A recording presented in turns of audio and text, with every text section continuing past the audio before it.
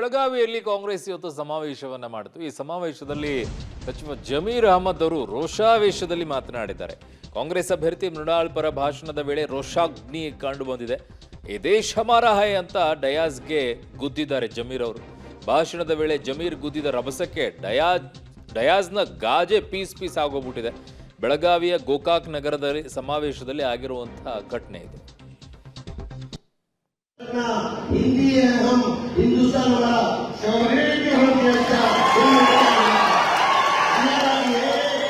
Hindustan BJP आए मुल्क को आजादी लाने वाला मुसलमान, मुल्क को आजादी लाने वाला मुसलमान आज भी जाकर इंडिया गेट के अंदर वोट के अंदर हो शहीदा की लिस्ट के अंदर 70% मुसलमान सीने में बोली जाकर आजादी लेने का वोट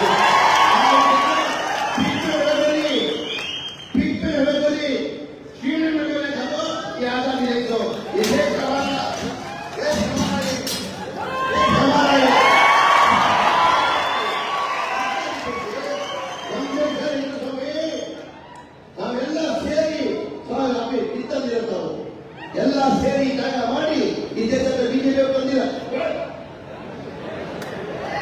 ಸರಿ ಜಾಗ ಮಾಡಿದ್ರೆ ಈ ಪಠಾಣ ಆದ್ರೆ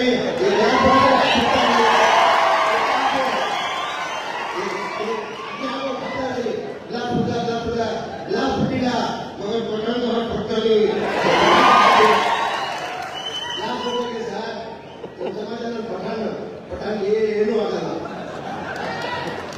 ಈ ದೇಶದ ನಮಗೆ ನೋವು ನಮಗೆ ನಾವೆಲ್ಲ ಒಂಥರ ಪ್ರೀತಿಯಿಂದ ಅನ್ನ ತಂದರಿಗೆ ನಮ್ಮ ದೇಶದ ಬಗ್ಗೆ ನಾವು ಅಭಿಮಾನ ಇಟ್ಕೊಂಡು ನಾವೆಲ್ಲ ಇಲ್ಲಿ ಮಾಡ್ತಾ ಇದ್ದೀವಿ.